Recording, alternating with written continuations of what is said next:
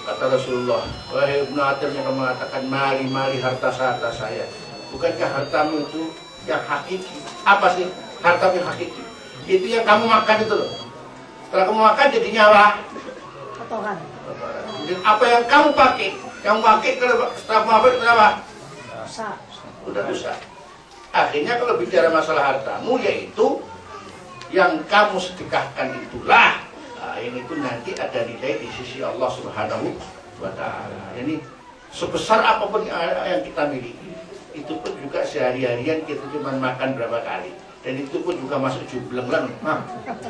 Dan kita pakai yang seindah apapun dengan harga yang paling mahal pun, itu pun juga akan rusak. Artinya apa? Kemudian kalau sudah kembali kepada Allah Subhanahu wa Ta'ala, yang dinilai adalah yang kita sedekahkan kepada Allah Subhanahu wa Ta'ala. Selanjutnya, ridho dan puas terhadap pembagian yang diterimanya. Apa yang ada ini dinikmati sesuai dengan ucapan kita sehari-hari. Allahumma la mani'a lima a'tayt wa la mu'tiya. Ucapan ini harus sesuai dengan perilaku. Allahumma la mani'a lima a'tayt wa la mu'tiya lima manata wa la yanfa'u dari jadi mingkajat. Kekayaan apapun yang ada pada kita ini nanti tidak manfaat bagi Allah. Sementara Allah sudah memberikan sebegitu, itulah yang diberi. Kalau Allah kemudian tidak memberikan sesuatu pada seseorang, itulah juga kehendak Allah SWT. Allahumma la mani'a lima a'tayt wa la mu'tiya lima manata. Selanjutnya terkait dengan ujian. 15, sabar dan tegar menerima ujian karena semua telah diatur oleh Allah. 16, ihtisab, jadi mengharap pahala dari Allah Subhanahu wa Ta'ala atas musibah yang menimpanya. Penting ini kita paham mana ihtisab. Jadi ketika kita sendiri di dunia ini selalu diuji oleh Allah, apakah itu musibah, apakah yang lain. Perlu diketahui Allah itu nggak pernah mensia-siakan pada seorang muslim, sementara ia sabar menghadapi apa yang diuji kepada dia. Kalau tidak, Rasulullah nggak mengatakan bahwa seorang muslim kena duri itu saja, di situ ada gantinya. Jadi kena duri saja, itu ada gantinya. Jadi maknanya setiap kita dapat musibah, di balik itu ada yang pahala yang telah disiapkan oleh Allah SWT. Nah, karena itu, jadi penting kalau kita dapat ujian dari Allah itu, kita kembali kepada Allah. Allah lebih tahu, Allah akan bikin ganti itu mesti. Jadi kalau duri saja ada gantinya, maka jangan heran kalau kemudian ada orang ketubruk mati ketubruk, matinya mati apa? Hah? Kalau kena duri saja ada gantinya. Karena itu mati ketubruk, mati syahid. Mati meptun, mati apa? Sakit perut, mati syahid. Dihukum syahid dan pahalanya banyak. Mati meptun, kena taun, mati syahid. Mati mahdum, kerubuhan, gharik, kerubuhan. Perempuan lagi melahirkan mati juga mati. Nah, jadi maknanya tidak ada yang pernah terlepas dari Allah. Apa yang kita lakukan ini, yang di situ bersifat diuji dari Allah, nah, yang di belakang itu pasti ada ganti dari Allah. Tapi syaratnya apa? Sabar itu saja.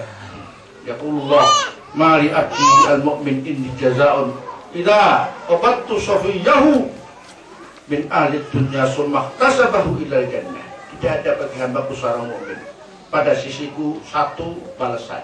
Apabila satu saat barangkali dia punya kekasih, bapaknya, ibunya, saudaranya, kekasihnya, siapa saja anaknya, saya ambil rohnya, saya ambil rohnya, saya matikan dia. Tapi kemudian dia sabar dan minta ganti dari Allah. Dia berikhtisab kepada Allah. Apa yang harus aku berikan padanya? Tidak ada kecuali surgaku, aku berikan kepadanya. Jadi karena dia ngerti bahwa ini di balik ini ada, yang kehendak Allah untuk memberikan sesuatu pada kita. Bahkan ada seorang itu diuji oleh Allah Subhanahu wa Ta'ala. Dia itu mestinya dia sampai pada derajat itu lama. Mungkin sampai derajat itu karena ibadahnya, mungkin tekunnya, mungkin 10 tahun lagi. Mungkin orang ini dengan ibadahnya ini istiqomah, mungkin 10 tahun lagi dia sampai pada derajatnya. Tapi oleh Allah kemudian dicepetno.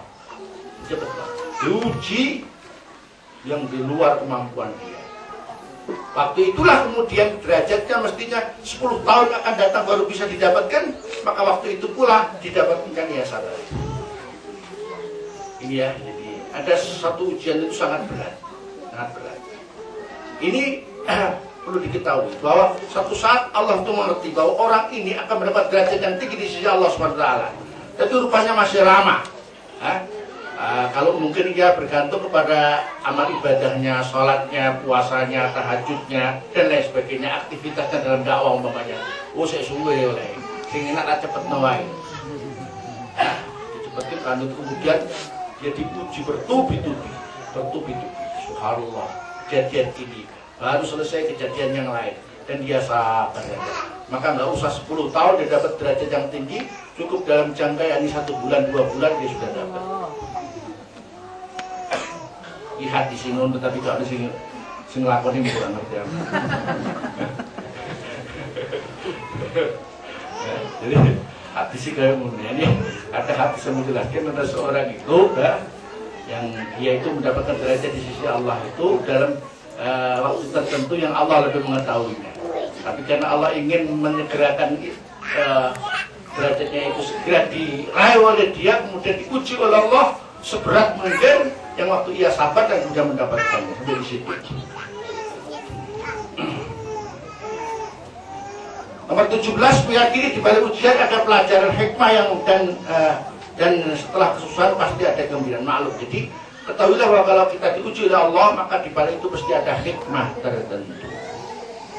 Jadi kemarin saya katakan bahwa jamaah sedang diuji oleh anggotanya sendiri. Dan itu Masya Allah kemarin itu termasuk pusing juga ya, pusing. Tapi akhirnya kemudian Alhamdulillah ada hikmah tersendiri.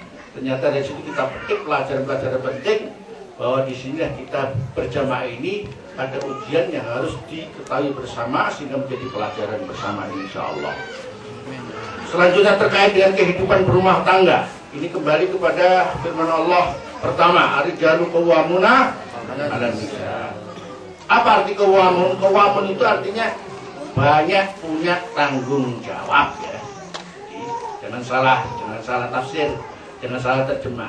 Ar-rijalu qawwamuna, qawwam itu